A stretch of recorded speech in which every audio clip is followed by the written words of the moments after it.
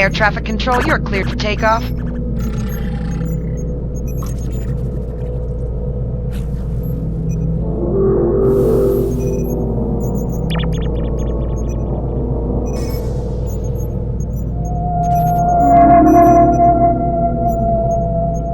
must suppose that we've taken a step forward in time and attained the era of a new space age. By now, the nearer planets have been explored, their seas, continents, and skies plotted and mapped. Their inhabitants, for many have been found to possess their own advanced civilizations, drawn within the concordat of a great galactic council. Only the outer cosmos still challenges the courage and endurance of our voyagers across the oceans of space. But interplanetary travel and discovery are no longer the cherished prestige symbol of any single nation or any one group of nations.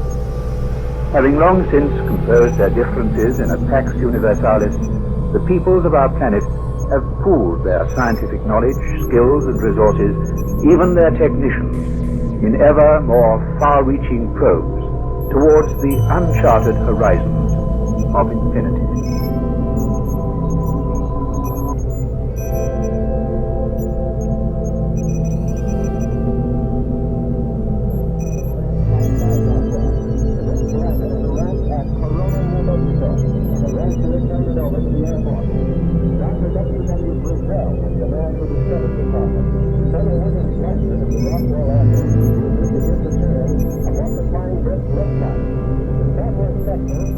Brigadier General Roger Ramey says that it is being shipped by air to the ASS Research Center at Redfield, Ohio. A few moments ago, I talked to a signal right here, and they declared that they expect the so-called flying saucer to be delivered there because it hasn't arrived as yet.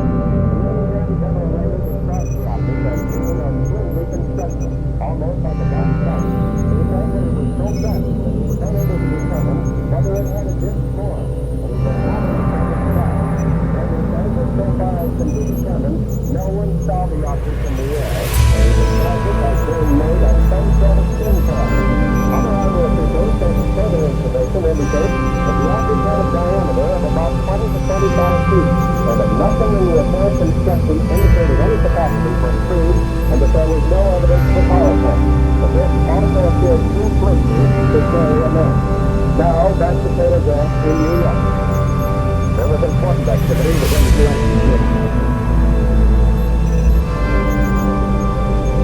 Newscaster in every newspaper across the nation has made headlines out of it, and this afternoon we are honored indeed to have here in our studio this man, Kenneth Arnold, who we believe may be able to give us a first-hand account and give you the same on what happened.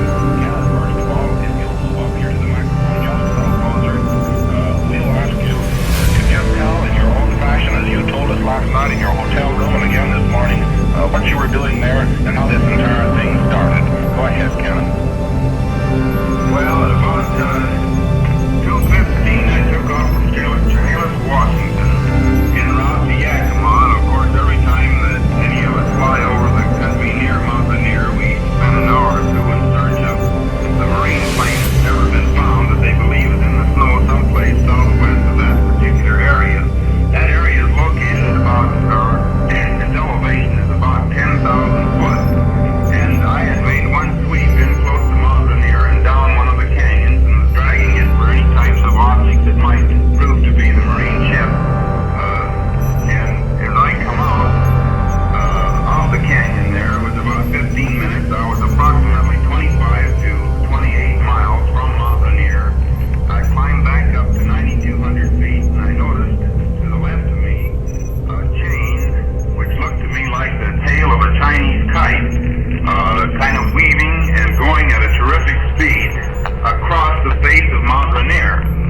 I at first thought they were geese because it flew like geese, but it was going so fast that I immediately changed my mind and decided it was a bunch of new jet planes in formation. Well, as the plane come to the edge of Mount Rainier, flying at about 160 degrees south, I thought I would clock them because it was such a clear day, and I didn't know where their destination was, but due to the fact that I had Mount St. Helens and Mount Adams to clock them by, I thought I'd see just how fast they were going, since among pilots we argue about speed so much. And they seemed to flip and flash in the sun just like a mirror. And in fact, I happened to be at an angle from the sun that seemed to hit the tops of these peculiar-looking things in such a way that it almost blinded you when you looked at them through your plexiglass windshield. Well, it was about 1 minute to 3 when I started clocking them on my sweet second-hand clock, and as I kept looking at them, I kept looking for their tails. They didn't have any tails. I thought, well, maybe something's wrong with my eyes. I turned the plane around and opened the window and looked out the window, and sure enough, I couldn't find any tails on it. And the whole observation of these particular ships didn't last more than about 2.5 minutes, and I could see them only plainly when they seemed to tip their wing or whatever it was, and the sun flashed on them. They looked something like a pie plate that was cut in half with a sort of a convex triangle in the rear. Now, I thought, well, that maybe they're jet planes with just the tails painted green or brown or something, and didn't think too much of it, but kept on watching them. They didn't fly in the conventional formation that's taught in our Army. They seemed to kind of weave in and out right above the mountaintops. And I would say that they even went down into the canyons in several instances, probably 100 feet. But I could see them against the snow, of course, on Mount Rainier, and against the snow on Mount Adams as they were flashing, and against a high ridge that has to lay in between Mount Rainier and Mount Adams. But when I observed the tail ends of the last one passing Mount Adams, and I was at an angle near Mount Rainier from it, but I looked at my watch and it showed 1 minute and 42 seconds. Well, I still thought, well, that's pretty fast, and I didn't stop to think what the distance was between the two mountains. Well, I landed at Yakima, Washington, and Al Baxter was there to greet me, and he told me I guess I better change my brand. But he kind of gave me a mysterious sort of a look that maybe I had seen something he didn't know. Well, I just kind of forgot it then till I got down in Pendleton, and I began looking at my map and taking measurements on it. And the best calculation I could figure out, now even in spite of error, would be around 1,200 miles an hour, because making the distance from Mount Rainier to Mount Adams, and we'll say approximately 2 minutes, it's almost, it'd be around 25 miles per minute. Now, allowing for error, we can give them 3 minutes or 4 minutes to make it, and they're still going more than 800 miles an hour, and to my knowledge, there isn't anything that I read about outside of some of the German rockets that would go that fast. These were flying in more or less a level, constant altitude. They weren't going up and they weren't going down. They were just simply flying straight and level, and I laughed when I told about it to tell them. I just, they sure must have had a tailwind. But it didn't seem to help me much. But to the best of my knowledge and the best of my description, that is what I actually saw, and like I told the Associated Press, I'd be glad to confirm it with my hands on a Bible, because I did see it. And whether it has anything to do with our Army or our intelligence, or whether it has to do with some foreign country, I don't know. But I did see it, and I did clock it, and I just happened to be in a beautiful position to do it, and it's just as much a mystery to me as it is to everyone else who's been calling me the last 24 hours wondering what it was. Well, Kenneth, thank you very much. I know that you've certainly been busy these last 24 hours, because I've spent some of the time with you myself, and I know that the press association, both Associated Press and our press, the United Press, has been right after you every minute. The Associated and United Press all over the nation has been after this story. It's been on every newscast over the air and in every newspaper I know of. The United Press in Portland has made several telephone calls here to Pendleton to me and to you this morning, and from New York I understand they're after this story, and we may have an answer for it before night, because if it is some new type of Army or Navy secret missile, there probably probably a story come out on it from the Army or Navy saying that it is a new secret plane, and that will be all there is to it, and they will hush up the story, or perhaps that we will finally get a definite answer to it. I understand the United Press is checking on it out of New York now with the Army and also with the Navy, and we hope to have some concrete answer before nightfall. We certainly want to thank you, Kenneth, for coming into our studio. We feel very pleased that this news, which is making nationwide news across the country, we are able to give our listeners over KWRC a first-hand report direct from you of what you saw. And we urge our listeners to keep tuned to this station, because anytime this afternoon or this evening and we get something on it on our United Press teletype, which is in direct communications with New York, Chicago, Portland, in fact every United Press bureau across the nation, well, we'll have it on the air.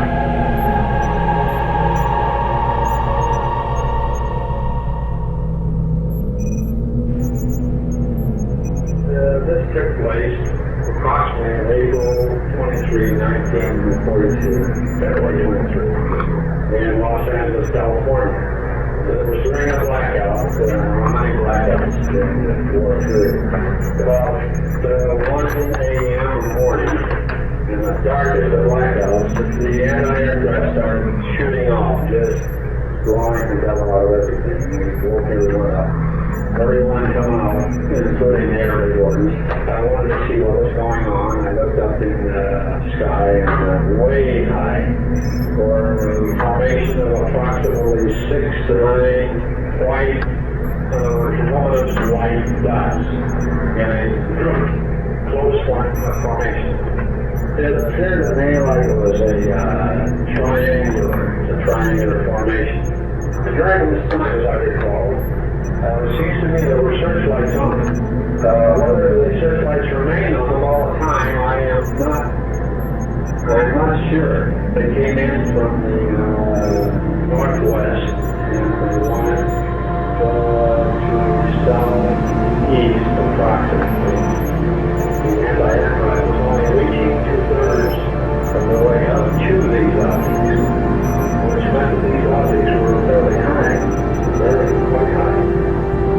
Some of the anti-aircraft with shells, casings coming out of the restaurants and the glass windows to the side, minor damage. So there were rumors going around after the day after, for a week, that someone had seen a Obseeker plane crash, I think, out in South LA, and maybe another spot near Compton. In other words, there were these rumors going around like there had been a crash or something, but for weeks and months later, nothing was given out about this, and to this day, no one has admitted, actually, with a Japanese plane.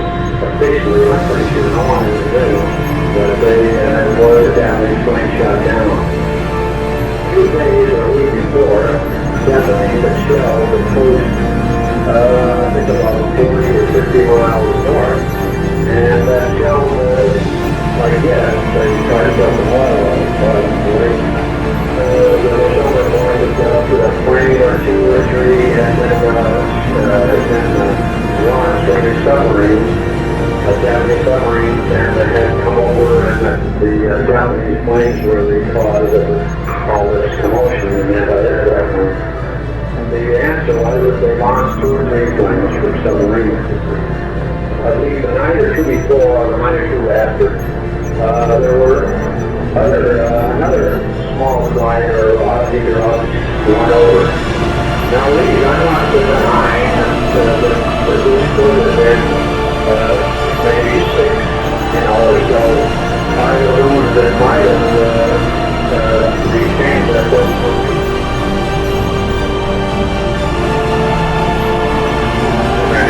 Sightings made from the ground. People see strange lights in the sky. There had been a radar observation that happened on a Saturday night, and it was carried in the papers throughout the country the next day, the reports of the sightings, and that didn't cause too much of a stir. However, the following Saturday night, the same thing happened. The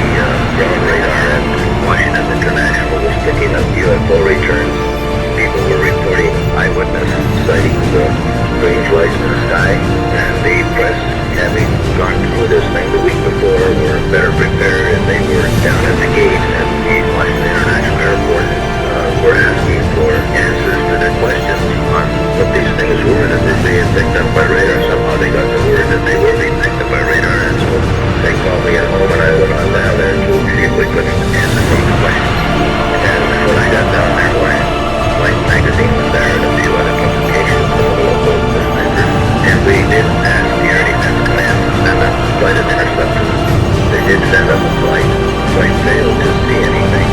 Although we're investigating the target return from the ground and trying to direct them to distant targets, they will never report that they saw anything, and we'll finish with that. And relatively to the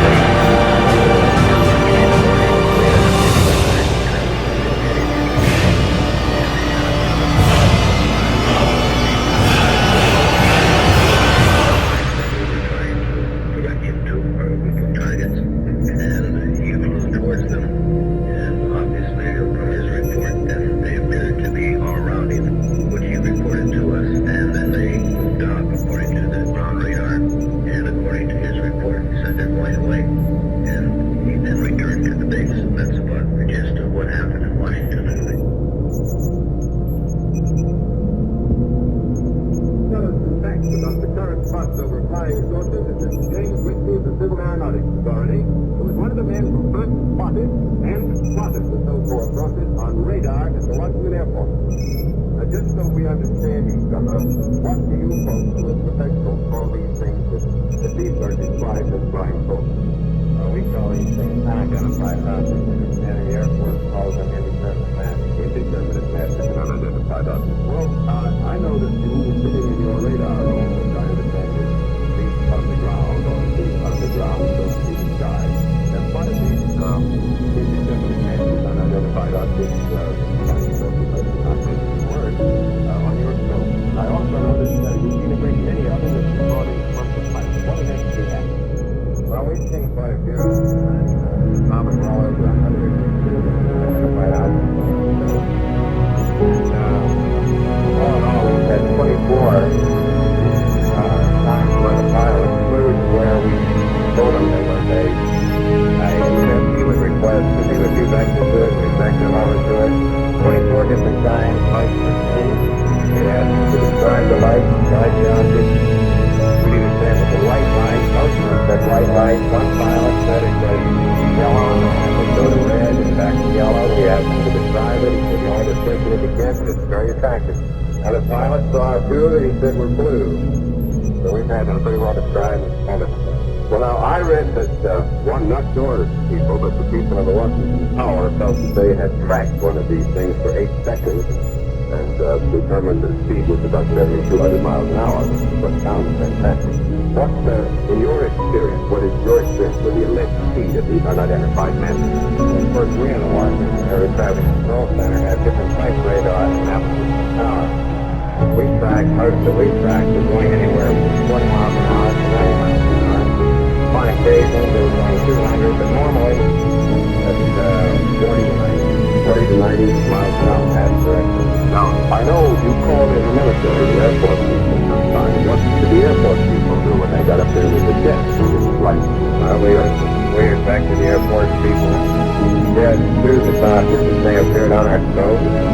They would go after them, and they didn't seem to be able to make any enclosure on it. They would go down after the target, they would see a white light, the target would pull away from them or disappear. They would see what they thought was the white light all around. Well, now, what do you think about these tickets that you can see on your scope? That's a good question.